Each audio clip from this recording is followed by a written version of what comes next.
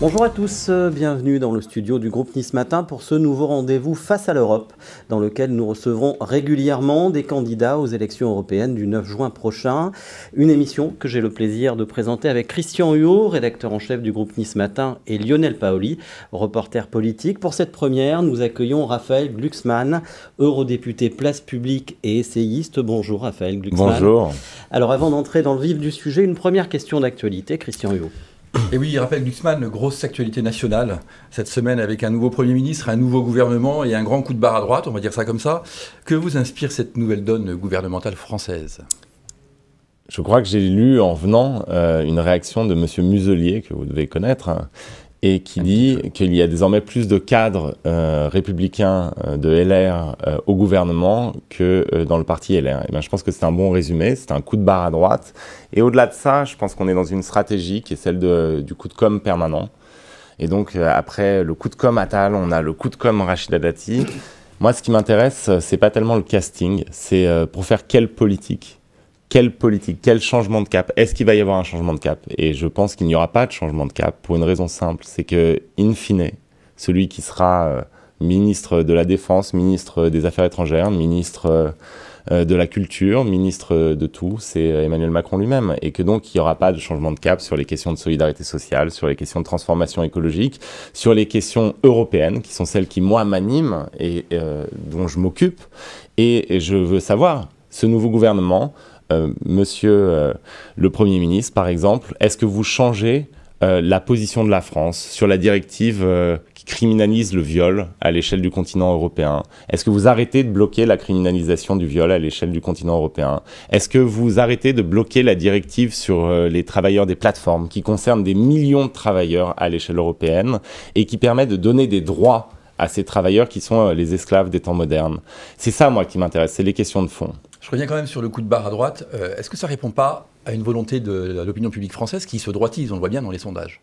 Vous savez, le propre du macronisme depuis le début, c'est d'être effectivement une sorte d'éponge et donc de suivre les sondages. Et quand les sondages indiquent la nécessité d'un coup de barre à droite, eh bien, il y a un coup de barre à droite. Moi, je crois à une autre forme de politique. Je pense à la puissance des convictions. Je crois qu'on a besoin de cohérence, qu'on a besoin de vision, qu'on a besoin de cap. Et donc, oui, je pense que c'est un gouvernement qui est le produit d'une lecture des sondages. Mais on peut faire de la politique différemment. On peut essayer aussi d'informer l'opinion publique. On peut essayer de fixer un horizon et de s'y tenir. Et je pense que quand nos démocraties sont aussi fragiles qu'aujourd'hui, quand les enjeux sont à ce point immenses, ce dont on a besoin, c'est d'une vision claire. Et je ne crois pas que depuis 6 ans, malheureusement, on ait eu cette vision. Alors au mois de juin, il y a l'horizon des élections européennes. Il y a 5 ans, vous étiez à la tête de liste PS Place Publique aux européennes. Est-ce que vous souhaitez rempiler dans la même configuration? Je souhaite rempiler dans la même configuration et créer une dynamique profondément nouvelle. Je souhaite aussi que le maximum de gens qui ne sont pas encartés nous rejoignent. Je souhaite qu'il y ait une dynamique qui montre qu'on a la capacité en France à mobiliser autour des questions européennes. Moi, ce que je souhaite, c'est qu'on parle du sujet de cette élection, c'est-à-dire l'Europe. Et c'est pour ça que vous avez raison de créer cette émission et que je suis très honoré d'y participer. Parce qu'il y a une tradition en France qui est de considérer que les européennes sont un sondage entre 2 présidentielles. Il y a une tradition qui est d'être obnubilé par la seule question de qui sera le locataire de l'Élysée. Parce qu'on vit encore dans une monarchie qui pense que la France décide de tout toute seule. Or, les grandes décisions qui impactent les Français, les grandes décisions qui font notre avenir et leur avenir, elles se prennent aujourd'hui à l'échelle européenne. Ça, et donc, les Français n'en ont pas forcément conscience. Oui, mais vous allez au coin de la rue et vous avez un Starbucks et un café. Eh bien, pourquoi le café paye 3 fois moins d'impôts sur les sociétés que le Starbucks? C'est très concret, ça. Eh bien, parce qu'à l'échelle européenne, il n'y a pas de politique fiscale cohérente. Parce que le vote à l'unanimité fait qu'on préserve les paradis fiscaux sur notre continent. Et donc, chaque décision qui va être prise à l'échelle européenne, chaque avancée ou chaque recul des politiques de solidarité à l'échelle européenne, ça a un impact immédiat. Vous savez, c'est à l'échelle européenne qu'on décide, par exemple, de la grande transformation écologique de notre économie, de notre manière de produire, de notre manière de consommer. C'est des lois, des normes qui vont impacter directement les citoyennes et les citoyens. Et donc on doit décider de manière démocratique, après un grand débat, de quelle politique on veut à l'échelle européenne. La question qui nous est posée aujourd'hui, c'est pas est-ce qu'il faut faire barrage à Marine Le Pen ou est-ce qu'il faut sanctionner Emmanuel Macron? La question qui nous est posée et qui doit nous animer pendant les mois qui viennent, c'est quelle Europe voulons-nous dans une situation, et je veux vraiment insister là-dessus, dans une situation qui est extrêmement grave. C'est sans doute l'élection la plus importante de l'histoire des élections européennes, voire l'élection la plus importante de la décennie. Parce que l'Europe est en guerre. Et parce que juste après l'élection européenne, vous aurez une élection américaine qui peut porter au pouvoir Donald Trump et qui fera que l'Europe sera seule. Est-ce que nous sommes capables aujourd'hui de vivre seuls? Est-ce que nous sommes capables de devenir adultes? Est-ce que nous sommes capables de défendre notre continent? Tout cela n'est absolument pas clair et doit être débattu au cours de cette campagne. On va approfondir ces questions, Lionel. Oui, une question chiffre en fait. En 2019, vous avez obtenu 6,19% des suffrages. Là, vous êtes crédité à peu près de 10% des voix. Vous voyez ça de bon augure? Je pense qu'il y a une attente. Il y a une attente déjà à ce qu'on parle du sujet de l'élection et que si on est en train de monter, c'est parce que on essaye de répondre à la question de l'élection, c'est-à-dire l'Europe. Et il y a aussi une attente pour autre chose dans la vie politique française que ce triptyque qui domine cette vie depuis des années. Macron, Mélenchon, Le Pen, Le Pen, Macron, Mélenchon, Macron, Mélenchon, Le Pen. Il y a autre chose. Il y a un appétit pour autre chose. Il y a des millions de citoyennes et de citoyens qui veulent pouvoir voter selon leurs convictions et qui, aux dernières élections, se sont scindés et ont choisi une part d'eux-mêmes contre une autre. Ils ont peut-être choisi, pour ceux qui finalement ont voté Emmanuel Macron, de privilégier leur attachement à la démocratie européenne sur leurs convictions sociales ou leur volonté de transformation écologique. Et à l'inverse, il y en a d'autres, beaucoup, qui ont voté pour Jean-Luc Mélenchon, malgré ses positions sur l'Europe et sur la géopolitique. Eh bien moi, je veux leur dire aujourd'hui qu'ils ne sont pas obligés de se scinder et qu'ils peuvent voter en accord avec leurs convictions. Et les campagnes qu'on lance et qui mobilisent des centaines de milliers de citoyennes et de citoyens sur des sujets concrets, ces campagnes qui mobilisent en particulier les jeunes, eh bien ces campagnes permettent d'avoir aussi une autre approche de la politique et de ramener à la politique des gens qui finalement ne se reconnaissent pas dans les partis traditionnels. Et alors justement, est-ce qu'à travers ça, et si on voit le coup d'après les élections européennes, est-ce que vous pourriez, vous, incarner ce renouveau d'une gauche démocratique, d'une gauche modérée, d'une gauche social-démocrate, qui est aujourd'hui absolument plus incarnée? Permettez-moi d'être très besogneux, n'est-ce pas? Et d'être obsédé par une chose, c'est le 9 juin. Et déjà par convaincre les gens d'aller voter, de dire une chose très simple. Si vous ne votez pas, vous laissez les autres décider de votre avenir. Si vous voulez la transformation écologique, votez le 9 juin. Si vous voulez de la solidarité sociale en Europe et pas le retour à l'austérité budgétaire, votez pour que les sociodémocrates soient en tête à l'échelle européenne et ne fassent pas face à une droite extrêmement dominante alliée à l'extrême droite. Donc il y a des enjeux qui sont tellement massifs que j'arrive pas, moi, sans doute mon esprit est trop limité, mais j'arrive pas à me projeter dans l'au-delà. Mais ce qui est certain, c'est qu'il y a besoin d'une gauche qui soit profondément démocratique, qui soit attachée à la construction européenne, qui s'inscrive dans une tradition aussi qui a fait la grandeur de la gauche française. Et ça, je crois que ceux qui ont décrété la mort de la social-démocratie, eh bien, se mordront les doigts dans quelques années quand ils verront que c'est tout sauf mort. Mais concrètement, vous ne pensez pas que la NUPES, d'une certaine façon, a dégradé l'idée même d'une gauche de gouvernement? Je ne pense pas. Et je pense qu'il y aura une union de la gauche, mais qui se fera eh bien, sans les outrances et sans la stratégie du clash permanent et du bruit et de la fureur de Jean-Luc Mélenchon. Et donc, je ne crois pas que la gauche soit morte. Moi. Je ne crois pas du tout.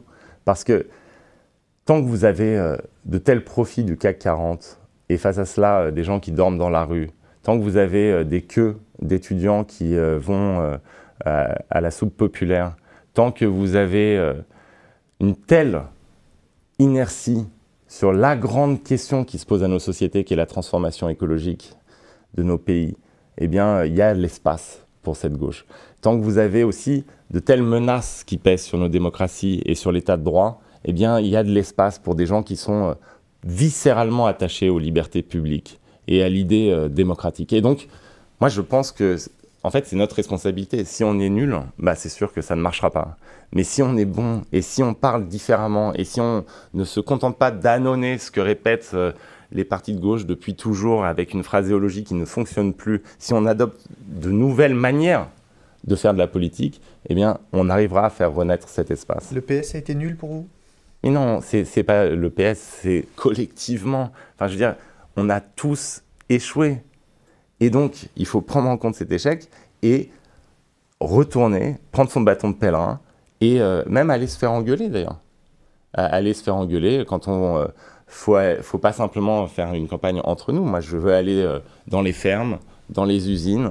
Je veux aller me faire engueuler par les classes populaires qui ont le sentiment d'avoir été abandonnées par la gauche. Je veux qu'on me dise mais votre transformation écologique, en fait, c'est que des normes érigées par des technocrates et finalement, ça nous pollue la vie. Et je veux essayer d'expliquer que non. Notre projet de transformation écologique, c'est pas simplement des normes, c'est aussi des investissements. C'est pas moins d'usines, c'est plus d'usines, c'est plus de CDI. Et finalement, c'est la seule manière de réindustrialiser et notre pays et le continent européen dans son ensemble. Et donc, je crois qu'il faut qu'on accepte là de prendre le bâton de pèlerin et de faire le tour de France. Raphaël Glucksmann, depuis les européennes de 2019, beaucoup de choses ont changé en Europe. La guerre s'est invitée aux portes de l'Europe avec l'offensive russe en Ukraine. Dans votre dernier livre, La Grande Confrontation, vous avez évoqué, je cite, l'incroyable cécité de l'Europe. Alors pourquoi n'avons-nous pas voulu voir ce qui se préparait depuis des années? C'est un vertige. Moi, j'ai présidé la commission spéciale du Parlement européen, dont j'ai demandé la création au premier jour de mon mandat, commission spéciale du Parlement européen sur les ingérences étrangères. Et j'ai passé des années, des centaines d'heures d'auditions, des milliers de pages de notes compilées des services de sécurité du continent européen, à étudier la guerre hybride menée par le régime de Poutine contre nos démocraties. C'est quoi une guerre hybride? Une guerre hybride, c'est un état de ni paix ni guerre, d'offensive permanente par les réseaux sociaux, par les cyberattaques, par la corruption, par l'assassinat de gens sur notre territoire contre nos démocraties. Et c'est ça que je veux dire. C'est que non seulement nos dirigeants ont été aveugles face aux risques qui pesaient sur la Géorgie, sur l'Ukraine, sur les frontières est de notre continent, mais nos dirigeants ont été aveugles et apathiques face aux attaques contre notre propre sécurité, contre notre propre souveraineté. Quand les hackers russes attaquent l'hôpital de Corbeil-Essonnes en France, ce sont des docteurs français qui n'ont plus accès aux dossiers médicaux des patients français. Quand les milices Wagner ciblent nos soldats en Afrique, au Sahel, ce sont des soldats français qui sont mis en danger par les offensives russes. Quand l'Agence européenne du médicament est attaquée au moment où elle doit statuer par les services russes, au moment où elle doit statuer sur les vaccins, c'est la santé des Européens qui est mise en danger. Et donc, ce que je veux dire, quand un chancelier allemand qui décide d'une politique énergétique folle est ensuite engagé par Gazprom, c'est l'avenir énergétique du continent européen qui est impacté par une offensive de corruption de la part du régime russe. Et donc, ce que je veux dire, c'est que quand on dit qu'il faut résister à Poutine, c'est pas simplement par solidarité avec les Ukrainiens, c'est parce qu'en réalité, Poutine se vit comme étant en guerre contre nos nations, contre nos démocraties. Ça veut dire que la guerre en Ukraine, c'est la partie visible d'une guerre qui nous est faite par Poutine et qui est préparée depuis des années. Et qui n'a pas commencé le 24 février 2022. Et c'est cela que nous avons analysé méthodiquement au Parlement européen pendant 4 ans. C'est là-dessus que j'ai travaillé. Et c'est des questions de sécurité, de souveraineté pour nos nations, pas simplement pour l'Ukraine, la Géorgie ou les pays voisins de la Russie. Et comment vous expliquez ne pas avoir été écouté alors? Si vous avez pendant tant d'années, tant de pages, tant d'heures d'audition, expliqué qu'il fallait se méfier. Je pense que, vous savez, moi, il y a un texte de Romain Gary qui me suit depuis l'adolescence. C'est un texte où Romain Gary se questionne sur pourquoi les élites françaises n'ont-elles pas suivi le général de Gaulle à Londres. Et il se demande, est-ce que c'est parce qu'elles étaient profondément antisémites? Non. Profondément pro-allemandes? Non plus. Profondément nazies? Non plus. Alors c'était quoi, se demande Gary? Eh bien c'est simplement, répond-il, qu'elles aimaient trop leurs meubles. Et je pense que cet amour des meubles, ce culte du confort, cette idée que finalement plus rien de grave n'allait arriver. Et que plus rien ne nous arrivait surtout. Voilà. Qu'on ne risque rien. extrêmement ancré. On a vécu au sein des élites européennes dans le mythe de la fin de l'histoire. Et donc toute nouvelle, tout lanceur d'alerte qui arrivait et qui disait « Attention, quelque chose d'immense et d'extrêmement grave va se produire. Nous avons un régime aussi puissant que le régime russe qui se vit et qui le dit à sa population depuis 20 ans comme étant en guerre contre nous, ça ne peut produire qu'un chaos sécuritaire sur le continent européen. » Tout cela était mis de côté. Quand vous aviez des services de sécurité français qui alertent le président de la République, à l'époque c'était Nicolas Sarkozy, et qui lui disent « Ne laissez pas construire ce centre culturel orthodoxe dans le 7e arrondissement de Paris parce que ça va être une station d'écoute contre nos institutions. » Et que vous avez le président de la République qui s'assoit sur les notes de ses propres services de sécurité pour faire plaisir à son copain Medvedev. Eh bien, quand vous avez cela qui se produit, vous avez ensuite une démoralisation dans les services de l'État, vous avez un abaissement de la garde et vous avez une responsabilité immense du politique qui a préféré son propre confort, ses propres illusions à la sécurité de l'ensemble du continent européen. Et donc il faut sortir de cela. Aujourd'hui, il y a une prise de conscience, ou pas? À moitié. Oui, les gens qui nous dirigent ont compris que quelque chose de dangereux arrivait. Oui, ils ont décidé d'une politique de soutien à l'Ukraine, mais cette politique est extrêmement limitée. On fournit à l'Ukraine de quoi ne pas totalement perdre la guerre, mais pas de quoi la gagner. Et vous avez des chiffres qui sont aujourd'hui extrêmement inquiétants. L'aide américaine et l'aide européenne est en train de se tarir. Donc Olaf Scholz a raison cette semaine quand il dit que le soutien est insuffisant. J'allais y venir. Vous vous rendez compte, vous avez un chancelier allemand. Ça devrait faire réfléchir tous les Français, ça. Vous avez un chancelier allemand qui, au départ, était extrêmement lent dans sa réaction à l'invasion de l'Ukraine, qui s'inscrivait dans une tradition pacifiste allemande et philo-russe, en réalité, et qui progressivement a changé.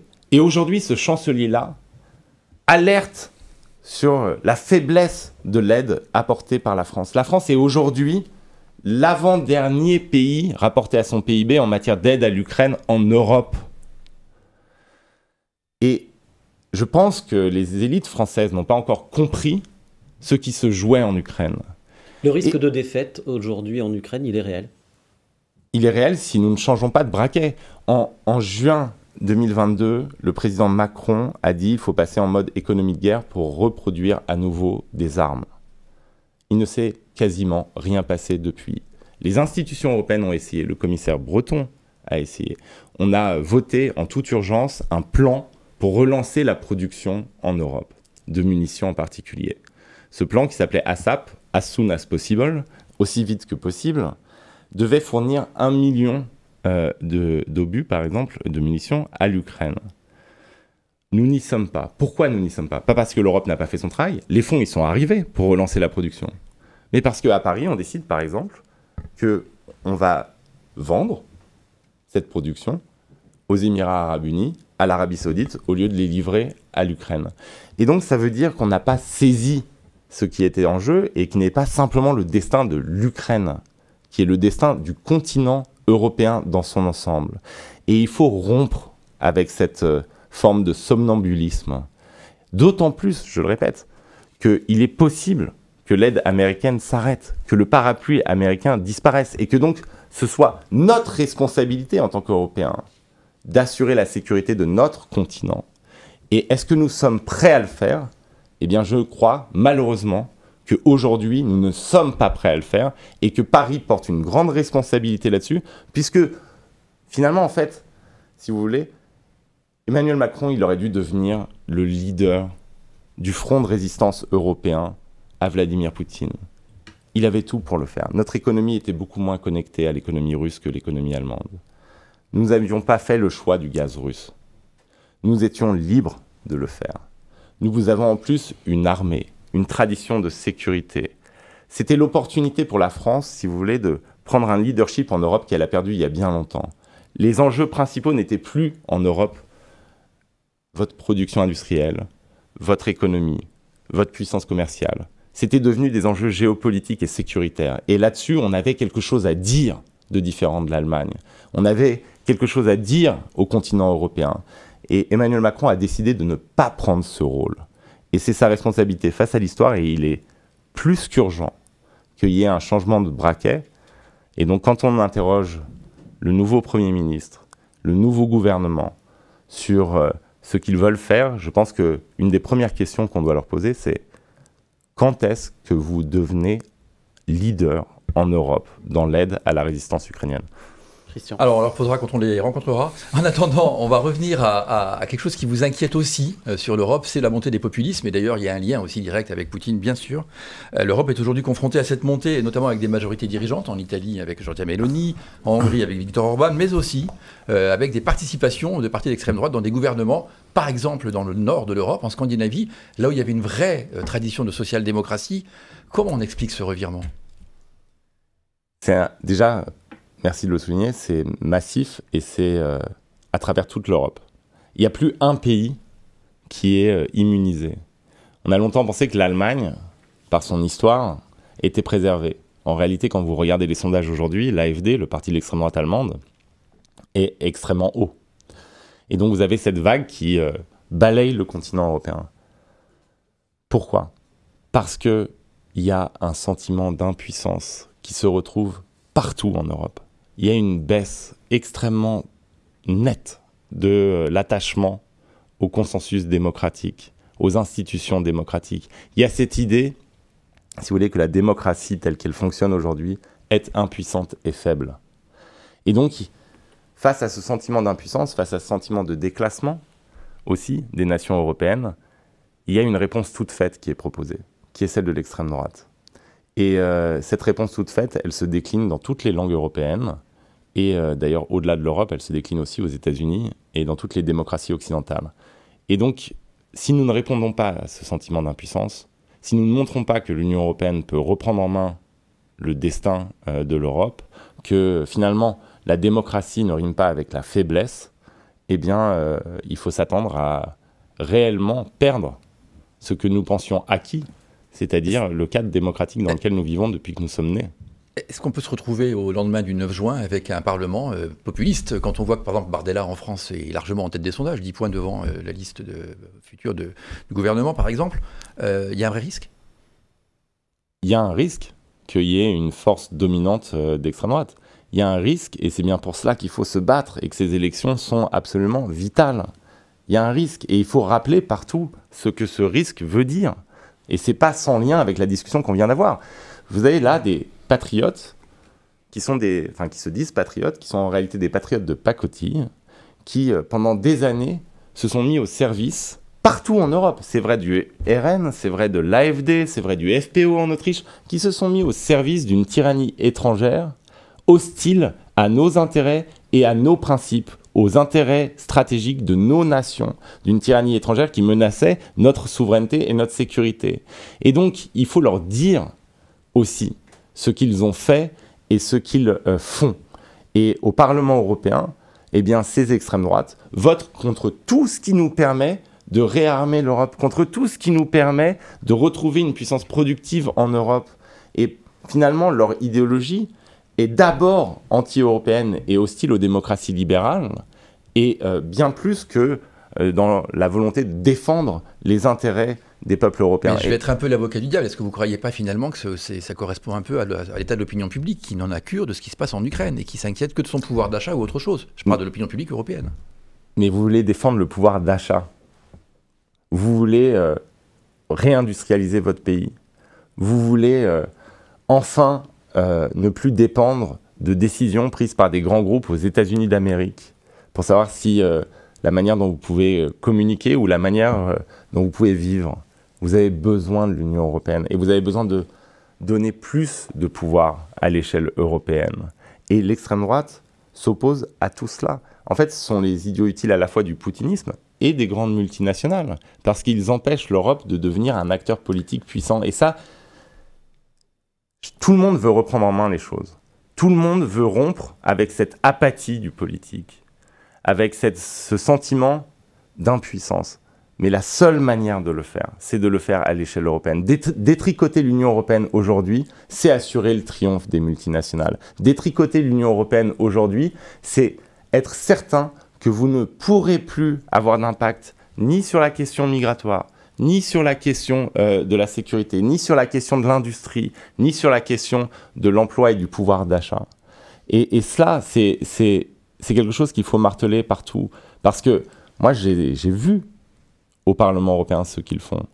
Et ce qu'ils font, c'est profondément hostile aux intérêts des citoyennes et des citoyens français. Alors malgré tout, il n'y a rien d'inéluctable, parce qu'on vient de le voir en Pologne, le gouvernement populiste a été balayé, enfin pas balayé, mais en tout cas renversé par Donald Tusk, qui revient au pouvoir et qui lui incarne une vision plus centriste européenne.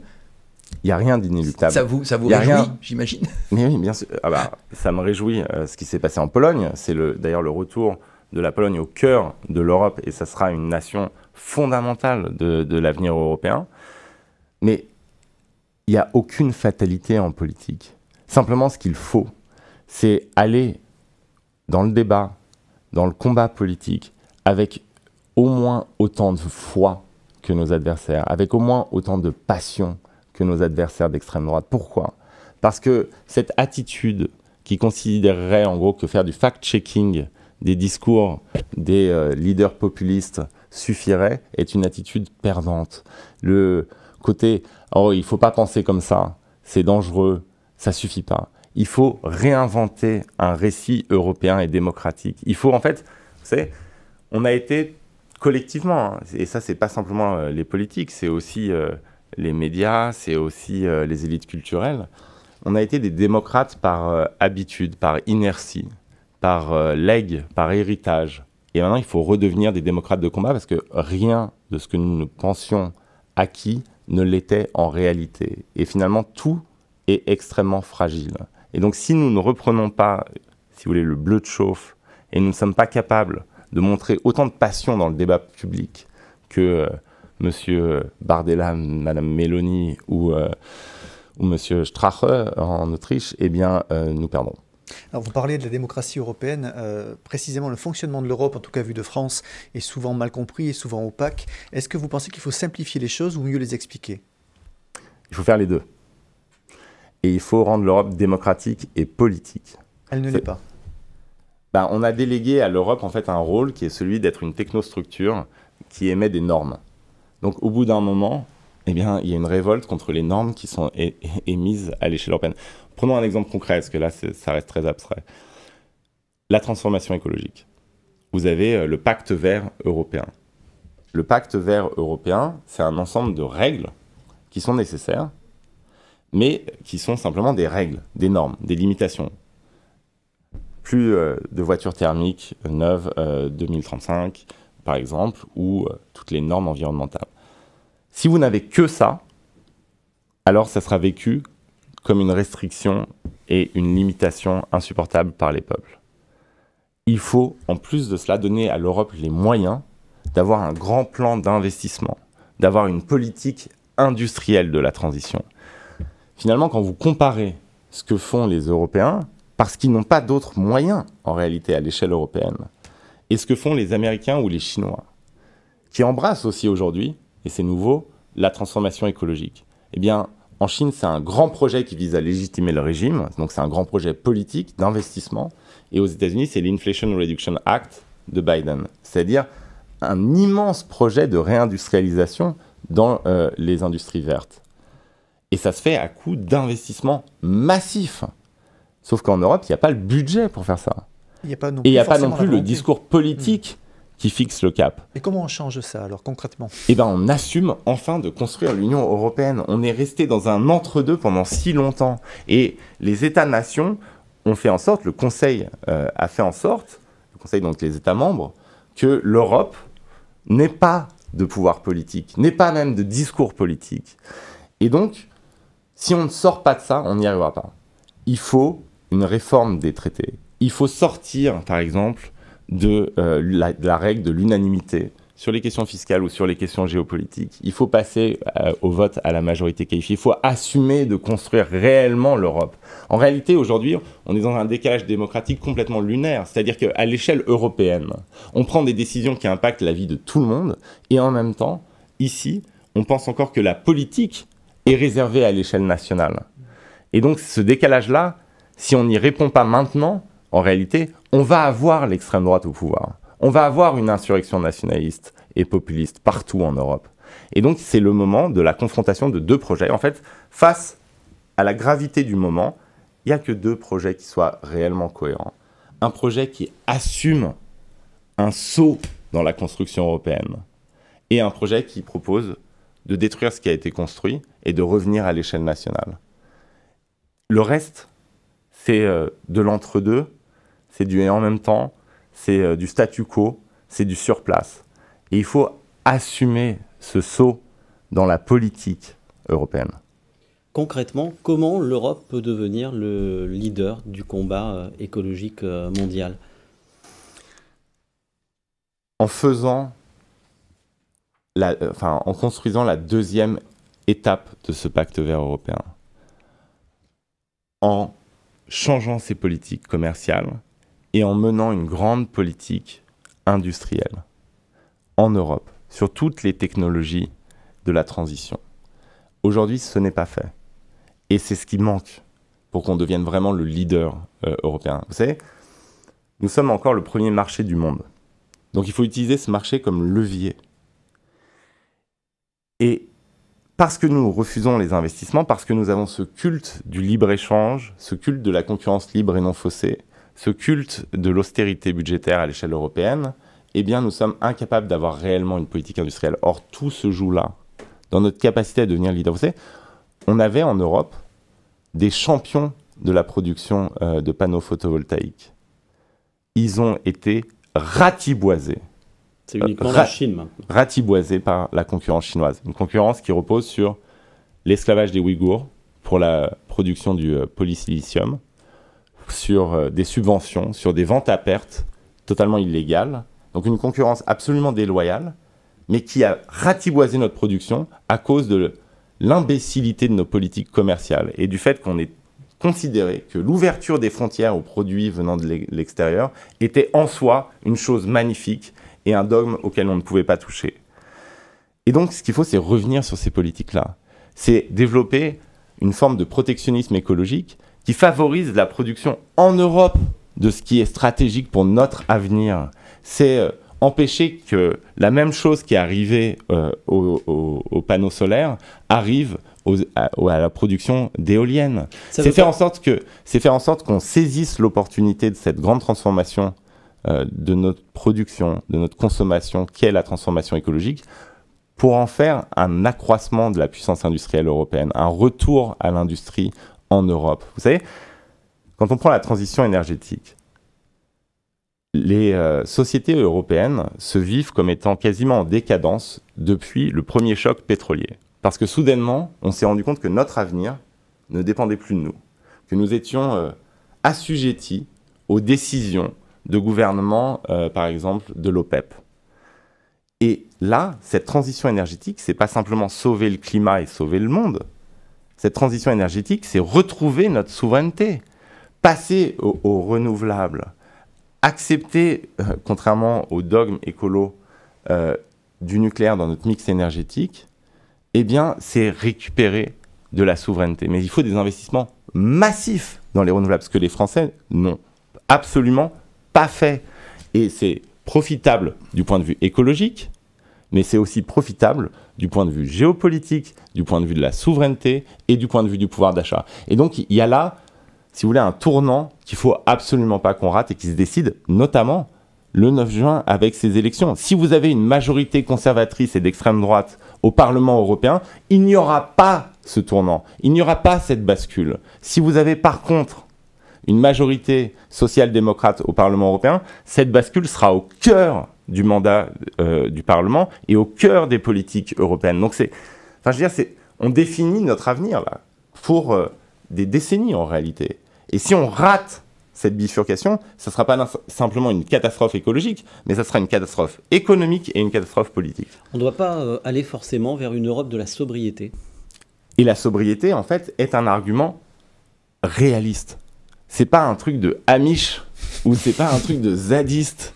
La sobriété, quand on est une nation qui importe des hydrocarbures, quand on est une nation un continent dans son ensemble qui s'est lié à des puissances tyranniques, simplement parce qu'elles étaient productrices de gaz et de pétrole. La sobriété, c'est le réalisme. Ça ne veut pas dire qu'on va vivre avec des chandelles. Ça veut dire qu'en fait, on peut faire des économies d'énergie, qu'on peut lancer un grand plan de rénovation thermique des logements, des bâtiments, qui va nous permettre non seulement de gagner du pouvoir d'achat, mais aussi de moins dépendre de puissances hostiles. Donc moi, ce que je veux, c'est qu'on arrive à reformuler cette transformation écologique dans le langage du réalisme. C'est pas une idéologie, c'est pas simplement un horizon de messianique de sauver le monde.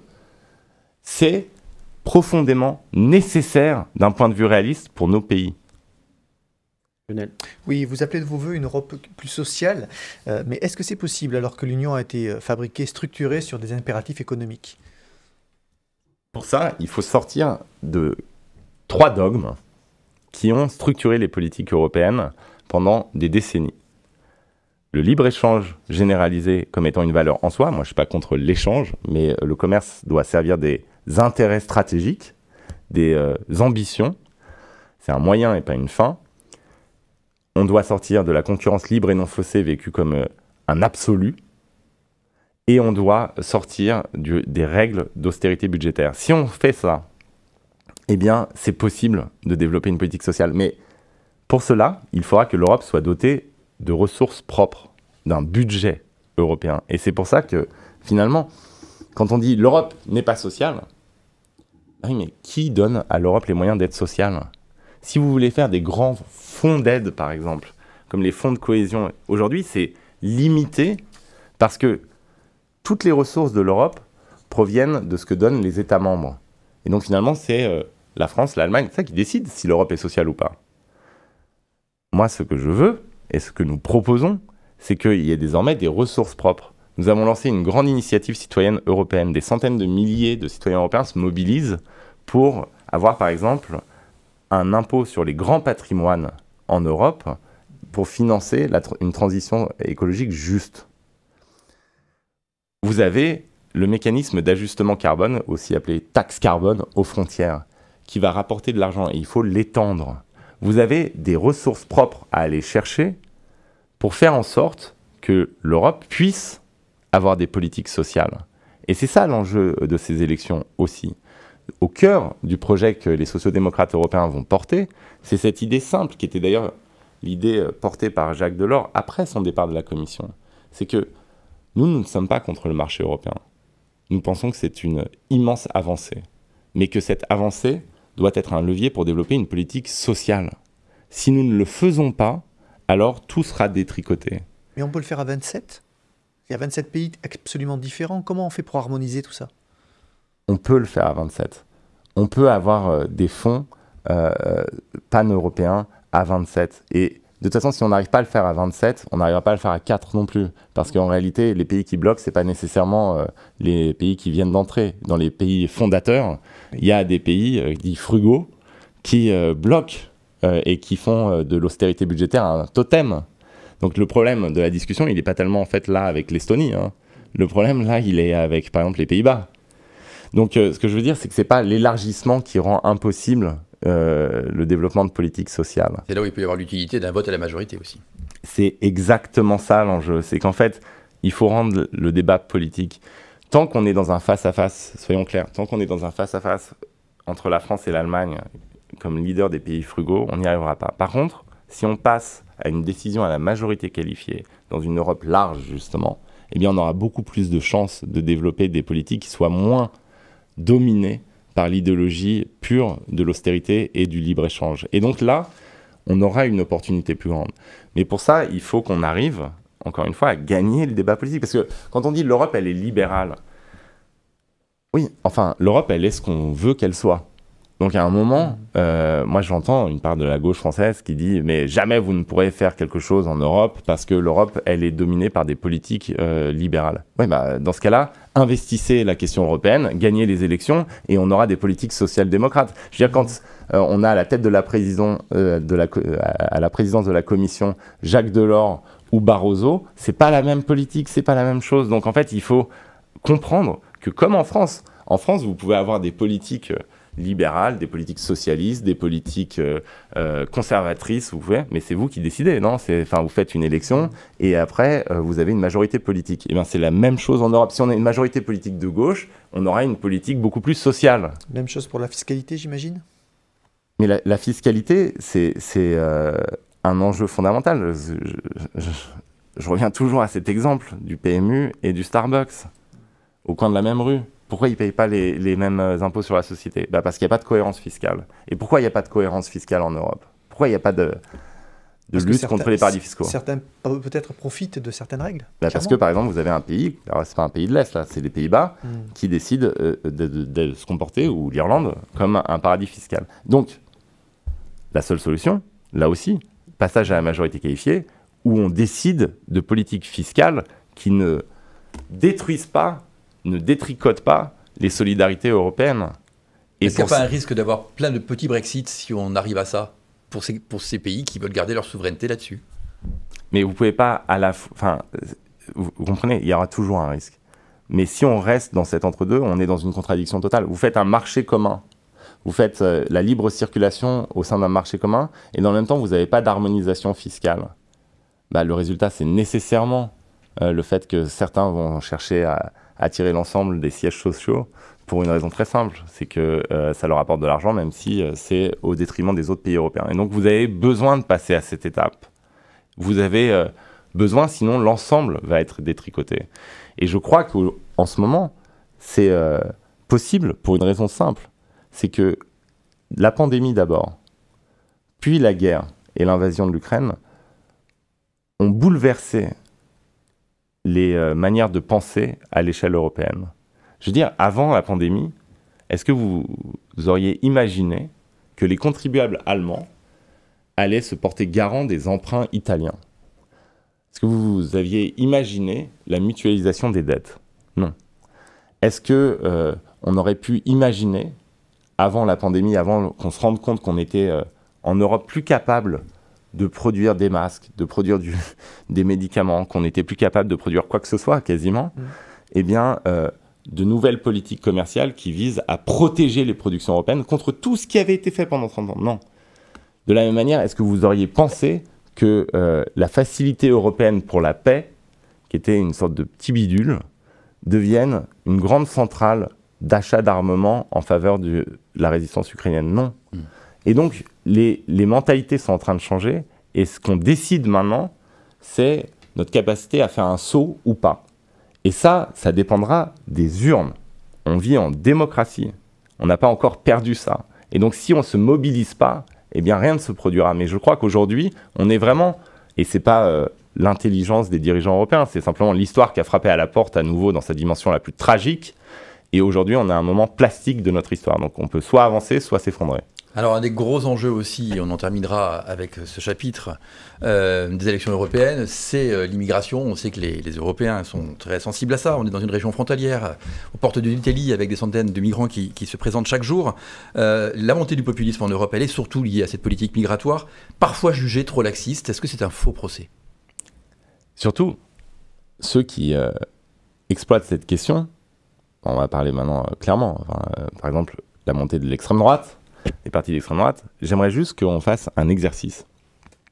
On se projette. On a l'extrême droite qui gagne en Italie et l'extrême droite qui gagne en France. Qu'est-ce qui se passe? Vous croyez qu'il y a un accord sur une politique commune? En 2 jours, il y a la guerre entre la France et l'Italie. Parce qu'en réalité, l'extrême droite en Italie va nous dire, mais les gens qui arrivent en Italie, ils ne veulent pas aller en Italie, ils veulent aller en Europe. Donc c'est un problème européen. L'extrême droite en France va nous dire, mais nous, on va fermer les frontières françaises. Et donc, vous avez là, non pas une alliance politique, vous avez la recette pour un affrontement. Pourquoi? Parce que profondément, ce que proposent les extrêmes droites est irréaliste. C'est pas simplement dangereux, c'est irréaliste. Les gens qui viennent veulent aller en Europe. Donc, c'est une question européenne. Tant que vous n'avez pas une politique européenne sur l'accueil, sur la protection des frontières, sur l'asile, sur la répartition, eh bien, vous aurez le chaos en Europe. Et donc, en fait, les nationalistes, sur cette question, ils préparent le chaos. Et autre chose, moi, je ne suis pas un no-border, donc il faut contrôler nos frontières. Par contre, dire qu'on peut avoir une immigration zéro, c'est une fable. C'est pas vrai. C'est un mensonge. Et on le voit d'ailleurs en Italie, où Meloni se fait élire sur la promesse de tout bloquer, et finalement fait appel à des voies d'immigration légale. Il y aura une immigration légale, il faut avoir le courage de le dire. Mais objectivement, il n'y a pas quand même quelque chose à faire de nécessaire quand on voit sur l'année 2023 l'agence Frontex qui prétend avoir enregistré plus de 355 000 traversées des frontières extérieures de l'UE, une hausse de 17% d'une année sur l'autre. Les demandes d'asile qui devraient atteindre plus d'1 million à la fin 2023, selon l'agence de l'Union européenne pour l'asile. Comment on fait face à tout ça ? On augmente les moyens et on fait en sorte de traiter plus rapidement les dossiers. Et surtout, on ne fait pas ce qu'on est en train de faire, c'est-à-dire on ne détricote pas une réponse européenne à un problème européen. Et donc la multiplication dans tous les pays de lois sur l'immigration, ce ne sera pas la solution. La solution, elle se joue à l'échelle européenne et encore une fois, ça sera décidé pendant ces élections. Je vais vous dire une chose. Par exemple, la tentation qui existe, c'est l'externalisation. C'est-à-dire, parce qu'on trouve que les processus sont trop lents en Europe, on va externaliser la question migratoire. L'externalisation, c'est un danger, pas simplement parce que ça ne respecte pas nos propres lois, mais c'est un danger parce que ça nous met dans les mains de Erdogan, du président tunisien, qui vont utiliser cette question-là comme moyen de pression permanente pour soit avoir de l'argent, soit pour déstabiliser nos sociétés. Et donc, il faut assumer d'avoir une politique qui soit européenne de gestion des flux. Et bien sûr qu'il y a des gens qui n'ont pas le droit à l'asile et qui doivent repartir. Mais il y a aussi des gens qui viennent travailler et il faut qu'ils aient les moyens de venir légalement. Le pacte asile et migration qui a été voté au Parlement européen en fin d'année, 2020, il n'a pas encore été voté. Pas encore été voté. Proposé, en tout cas, en fait, sont mis d'accord dessus. On n'a même pas encore le texte, on va dire. Alors, ce qui se préfigure, vous semble-t-il proportionné et justifié? Alors moi, j'ai des gros points d'alerte sur ce qui est proposé, mais franchement, j'ai un principe en politique, c'est de lire les textes avant de prononcer un vote ou même une condamnation a priori. Donc là, on va avoir le débat. On n'a toujours pas les textes finalisés. Donc en fait, on ne sait pas de quoi on parle. Il y a des gros points d'alerte. Par exemple sur la détention des mineurs. Je veux dire, il y a des points qui, moi, me semblent complètement à côté de la plaque et insupportables. Maintenant, on va étudier ces textes et définir une position parce que, fondamentalement, je pense que c'est un sujet tellement important qu'on ne peut pas être simplement dans la posture. Et c'est plusieurs paquets, en fait. Le paquet, c'est quoi le calendrier exact de cette Asile-immigration, c'est dans les 3 mois qui viennent. Il y aura les votes du Parlement. Et c'est plusieurs paquets, et paquet par paquet, il va falloir faire une critique fine de ce qui est proposé. Ce que je veux dire, c'est que c'est pas en cédant à la tentation de la fermeture absolue qu'on est réaliste. Et ça, il va falloir avoir le courage de le dire. Je vois l'état de l'opinion, mais il va falloir avoir le courage de le dire. On ne va pas fermer les frontières de l'Union européenne. On doit reprendre le contrôle. Mais reprendre le contrôle, ça ne veut pas dire fermer les frontières. Et encore une fois, on a des sociétés européennes qui vont vivre dans une forme de culte de murs qu'on pourrait ériger. Et à l'intérieur de ces murs, elles vont périr. On a besoin d'immigration. Mais est-ce que le courage, alors à gauche en tout cas, c'est pas aussi de dire que l'immigration pose réellement des problèmes concrets dans la vie des gens, dans le quotidien des gens? On n'entend pas ce discours à gauche. Et quelles sont les réponses qu'on peut y apporter? Vous nous dites, l'Europe doit s'en occuper, c'est un problème européen, certes, mais concrètement, pour faire quoi? Mais un problème français. Le problème français, c'est celui de l'intégration, par exemple. Est-ce qu'il y a un problème d'intégration? Mais regardez, à quoi vous voulez qu'on s'intègre? On n'est plus capable de dire qui nous sommes.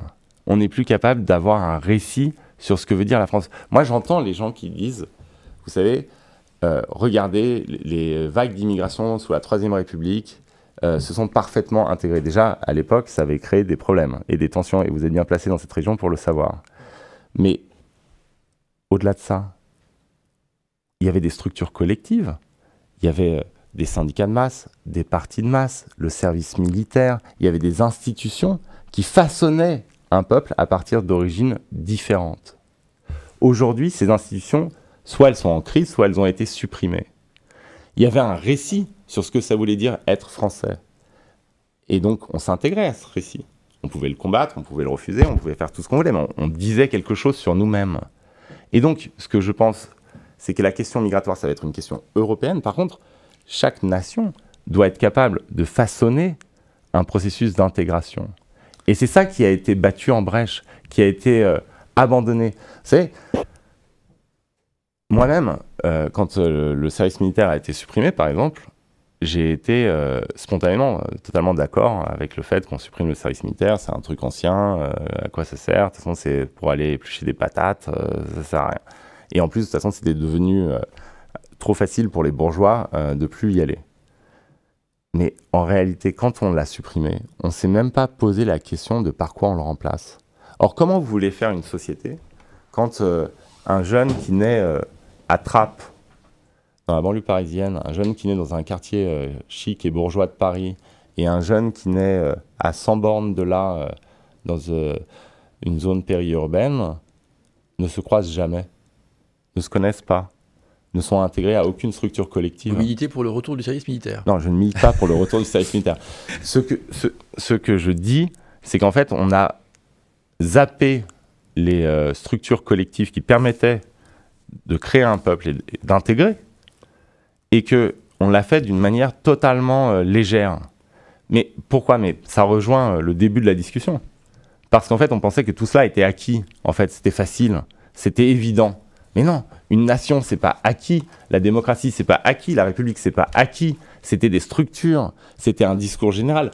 Et aujourd'hui, il reste quoi? Il reste que l'école. Et donc, on n'en a pas parlé là, mais la crise de l'école, c'est lié largement à ça. C'est le fait que l'école, désormais, doit tout gérer. On demande tout à l'école, puisqu'il ne reste que l'école. Il n'y a plus les partis de masse, il n'y a plus les syndicats de masse, il n'y a plus le service militaire, il n'y a plus toutes les institutions collectives qui façonnaient un peuple. Et donc, l'école doit répondre à tous les problèmes de la société. Mais si vous avez que l'école et TikTok, ça ne va pas fonctionner, en fait, une société. Et il n'y aura pas d'intégration. Vous dites que chaque pays doit aussi prendre en charge sa propre intégration, sa propre question migratoire. La loi migration de Gérald Darmanin, vous n'y souscrivez pas, j'imagine? Ah, j'y souscris pas du tout. Et d'ailleurs, je dois dire que malgré toutes les contorsions qu'on peut faire dans les médias quand on appartient à la majorité ou quand on est président de la République, la vérité de cette séquence, ça restera toujours le sourire de Marine Le Pen. C'était ça le moment vrai. C'était Marine Le Pen qui remercie l'ensemble de la classe politique française pour le triomphe idéologique qui fut le sien. Et moi, je pense qu'on va le payer longtemps politiquement. Comment vous allez faire pour expliquer qu'il faut faire barrage à la personne dont vous reprenez les concepts mêmes dans votre loi? Et une autre chose que j'ai trouvée incroyable, vous avez un ministre de l'Intérieur qui vient porter sa loi devant le Sénat et qui explique, oui bien sûr, il y a toute une série de mesures anticonstitutionnelles dedans, mais le Conseil constitutionnel va s'en occuper. Et donc ça va être la nouvelle séquence maintenant. C'est le politique qui se déresponsabilise, qui dit oui, votez une loi anticonstitutionnelle, et de toute façon, les juges trancheront.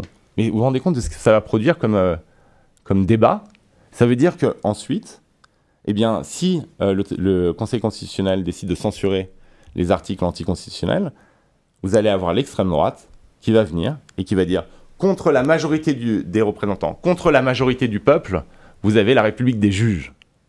Eh bien, moi, je trouve que la manière dont ce gouvernement joue avec les institutions est extrêmement dangereuse, puisque ça va nourrir, là aussi, le discours de l'extrême droite et des populistes. Merci beaucoup, Raphaël Glucksmann. Merci à tous. Merci à Sophie Doncé et Philippe Bertini pour la réalisation de cette émission, à Chloé Wargard et Karine Mottier pour sa préparation. On se retrouve prochainement pour un nouveau rendez-vous face à l'Europe. Bonne journée à tous.